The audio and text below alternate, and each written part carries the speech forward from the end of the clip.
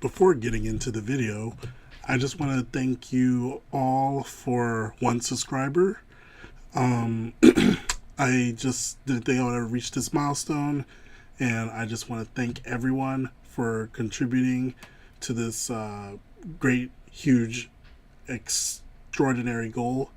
And I'm just saying that as we hit this milestone, this is my voice reveal, so I just hope that you will be actually receptive to the fact that I now have a voice, but I will still continue to use the robotic voice from time to time, because this video is just, it's gonna get really dark. There's gonna be a lot of stuff.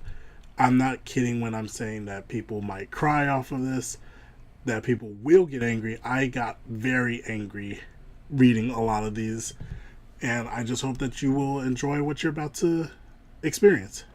Thanks.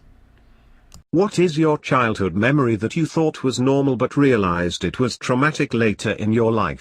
My mom used to give me enemas when I misbehaved.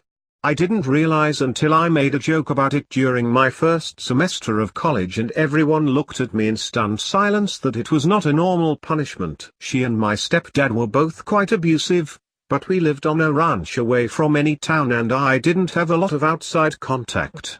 So, it wasn't until college that I understood how abnormal my life had been.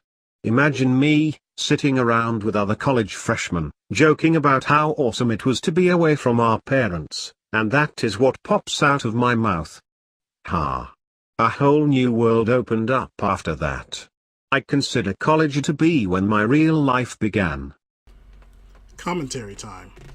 So let's just get this straight.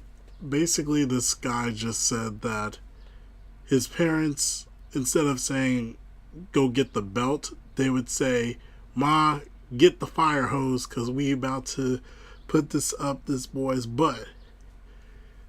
Now, I don't know about you, but I thought whoopings were bad, but this is on a whole nother level.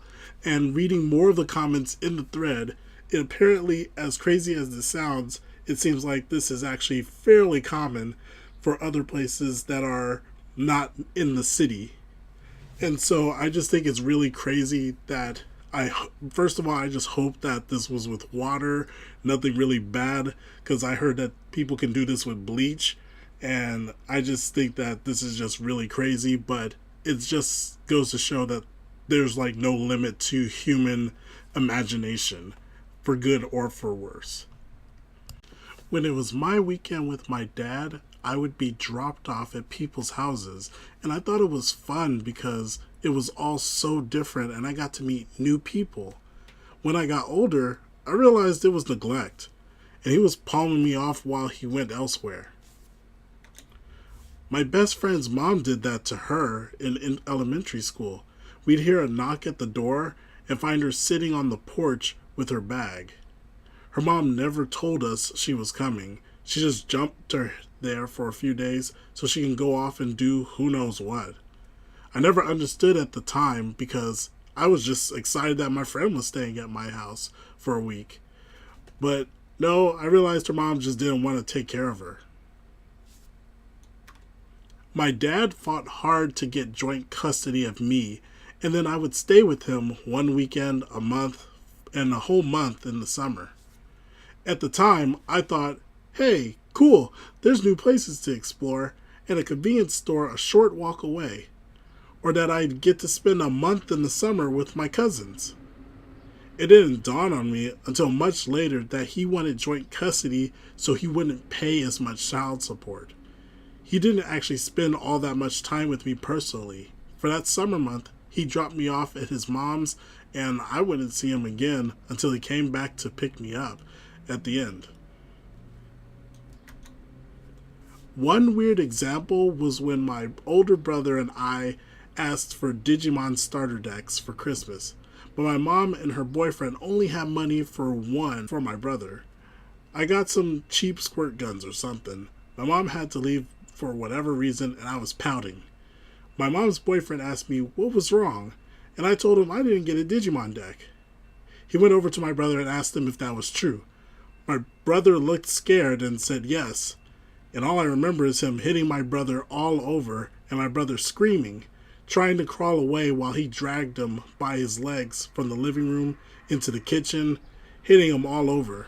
Then I remember him throwing him an ice pack. It was normal because we were all beat all the time, and it only seemed fair he should get beat real bad since he got the Digimon deck, but I didn't. Now, I just want to unpack this one real quick because I think this is just when you are in the madness, you become part of the madness. If you see here, this guy is saying that he thought that his brother deserved a beating because he got the Digimon deck when he didn't, and that therefore he deserved that beating, so that way there would be balance. And it's just kind of interesting to see like the way your mind sort of twists and tries to make sense of a lawless world, or a world where things that shouldn't make sense have to make sense, otherwise it kind of breaks your psyche. And so I just think it's really crazy to hear the fact that, oh, we know that we're going to get beatings, but that's the price of a Digimon deck. In my experience, logical people usually don't abuse children. That actually helped me as a child to realize that some abuse was actually abuse, because the abuse was already normalized, but the situations and justifications were illogical. My biggest example was that my mom shoved me through a door, then slapped me because I broke my door. If it literally doesn't make any sense, you can't claim that it is normal or excusable. And I would just like to piggyback off of this and say that, yeah, I was reading a lot of the comments and everyone was talking about, yeah, if you get a whooping or any kind of physical violence is abuse.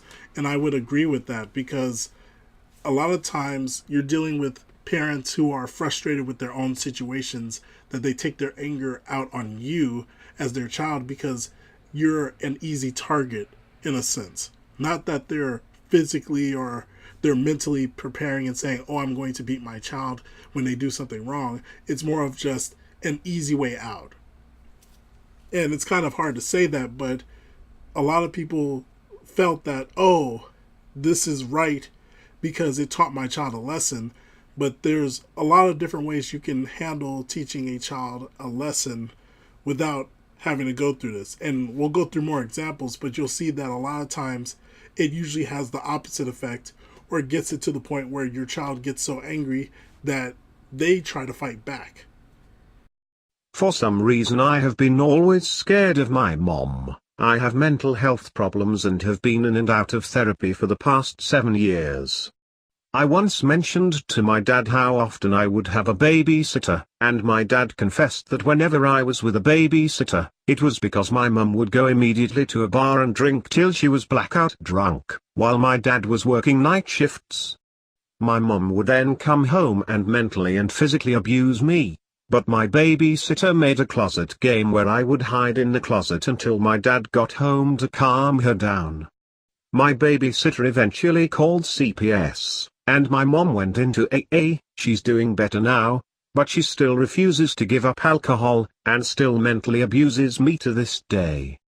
It sucks, but whenever I see that babysitter, who's now in college, I give her the biggest hug, because I think without her, I probably wouldn't be here right now. For some clarification, my mom suffered from bipolar disorder, and always blamed that in her actions. I still don't like her, but I don't have a choice to move out, because I'm only 16. But on the bright side, with the help of therapy and sadly a plethora of psych ward stays from multiple suicide attempts, I am doing better and have been clean from self-harm for about 1.5 years now.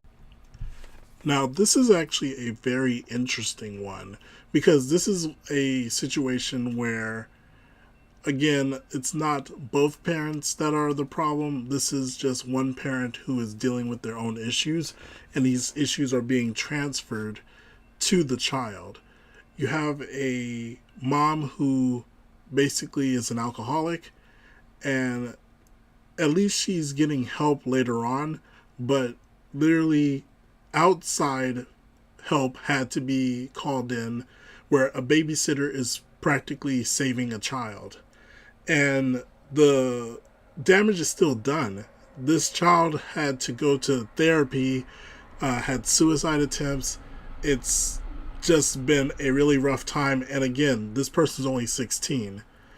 And just the amount of information that this person was willing to provide and just to hear their story, it's really tough and really hard to hear. But this is happening to a lot of people, and mental health is a real big problem. And it's not something that you can just take lightly and just say, oh, throw away the key and things like that. These are people, and people have problems, and they're going to go through them. And it's not so simple, but it is very hard. And I just like the fact that this person is actually getting help and is being able to is willing to understand what they went through is wrong, and they're trying to get help. And that's kind of all you can really ask for. So this is pretty much going way past the time. I found a lot of good comments. There was a lot of good stuff under this title. So this is actually not going to be a single video. This is going to be probably 4 parts, because there is just way too much information, way too much good stuff in here to unpack and really go through. But for right now, this is part 1. Just thanks for joining me for my first subscriber special. So I guess this is the part of the video where you say like, subscribe, and comment. I guess also we should throw in some goals. Last video we got about 10 views. Let's take it up a notch. Let's aim for 5 views this time. Smash everything. Smash the computer. Smash all that stuff. Buy another one and then smash it again. Okay, I guess I'll see you guys on the next one. Thanks.